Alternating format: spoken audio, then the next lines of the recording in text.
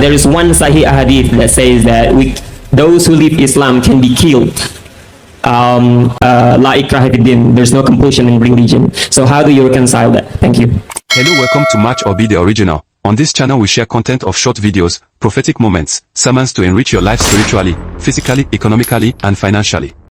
If today is your first time coming across this video, like, comment and subscribe to join the awesome family we are building.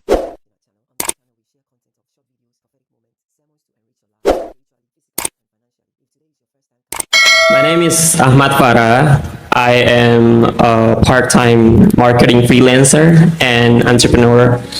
I have two simple questions. One at a time, brother. We allow only one question at a time. Okay. Please ask your first question. Okay, thank you. My question, since I've been involved with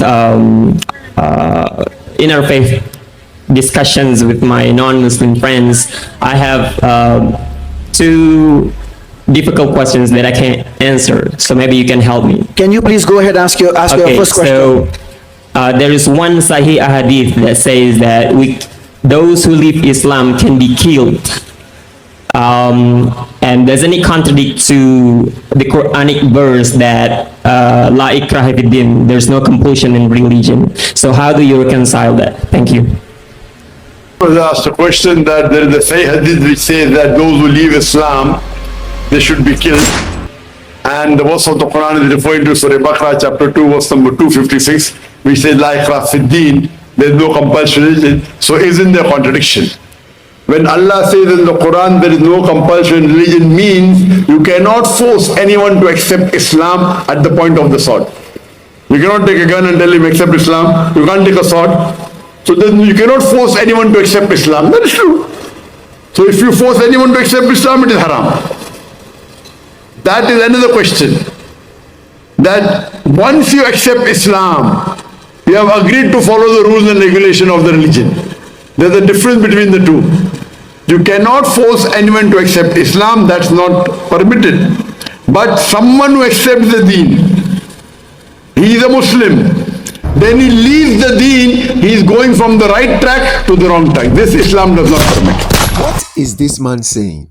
So at the sword or gunpoint, no one can be forced to accept Islam. But after you have accepted Islam, are you saying that you are not permitted to leave? Or if a person is trying to leave, then at the same gunpoint or with the sword, you on life or kill the fellow? Does this make sense?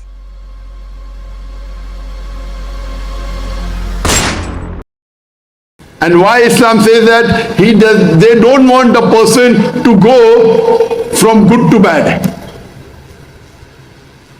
Islam agrees that Islam is Dinul Haq.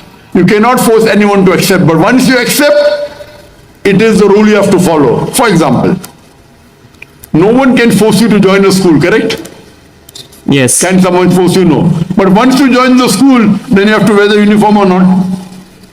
Yes. You have to respect the teacher or not? Yes. You have to appear for the examination or not? Yes. If you do bad, then you fail or not? 100%. So why you are failing me? Not forcing anyone is a different concept. You can't force anyone for him to accept the deen.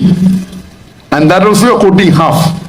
Like Rafiddi, there's no compulsion religion. Truth stands out clear from error. Whosoever holds the hand of Allah subhanahu wa ta'ala, he will take you darkness from light. He will take you from darkness to light. If you hold the hand of the Satan, he will take you darkness to light. So he'll take you from light to darkness, the Satan. Complete the full verse, according half. So there is no compulsion in anyone. You cannot force anyone to accept Islam. But once out of free will he accepts, then he has to follow the rules and regulation of the religion. And we would not want anyone to devalue himself from going outside the deen. So that's, I agree with the logic that we should not allow anyone to devalue himself. So that's the reason these are the rules laid down by Allah subhanahu wa ta'ala. Hope that answers the question. But why do I need to be punished? Why do I need to be killed if I want to leave Islam? Dr.Zaik Nak, with all due respect, you are not making any sense in your answers so far. Are you the one who created the person? If the person wants to go from good to bad, is it your concern? Dr.Zaik Nak. If the person wants to go from light to darkness, is it your cup of tea? If I have a son and he wants to jump from a story building and I slapped him to bring his mind back home that the Superman or Spider movie is a fiction, are you saying that because somebody has tasted Islam and was a devout Muslim and the person wants to leave the Islamic faith, the person doesn't have the right, and unlifing or killing the person is the way to go, just like I slapped my son to bring his mind home? To be frank with you, you are not making any sense, doctor. What is this? If you take admission into the school, then you fail. Why should I be failed? Why Sorry. should you be failed? In this, there are two views. One view is a person like in a country. You know, there's something like treason. You know treason? No. Treason means you are selling the secrets of the country to the enemy. Belot kepada negara. Pembelot. Oh, Pengkhianat. If you do that, most of the country, death penalty or life imprisonment. If you do, you cannot say, why is this country giving me death penalty? Why did you do that mistake? Can you argue? no. No, I want to do it, I want to sell. No, why? This is the law of the country. Why did you become a citizen of the country? But I cannot do that to somebody else who's not a citizen of the country. Do you understand? Yes. So these are rules of the country, it's logical.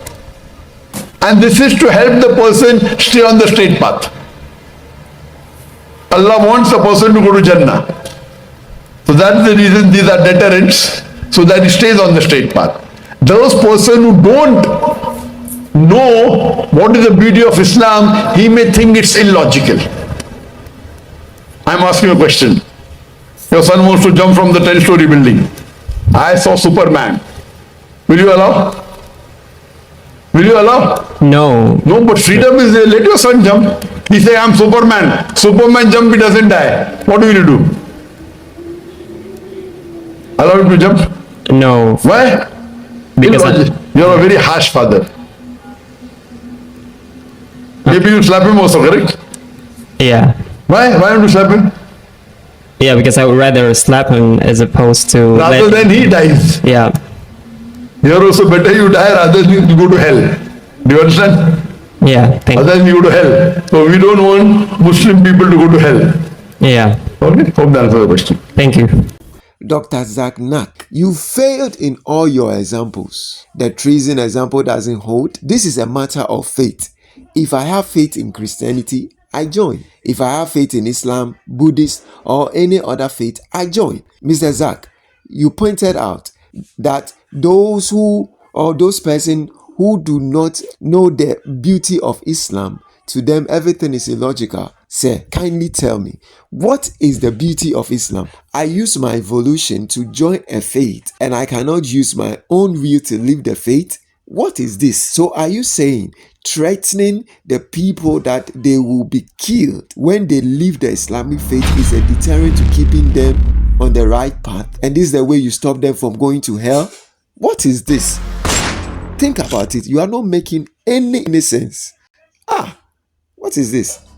The Spirit of the Lord is on me. My name is VICTOR.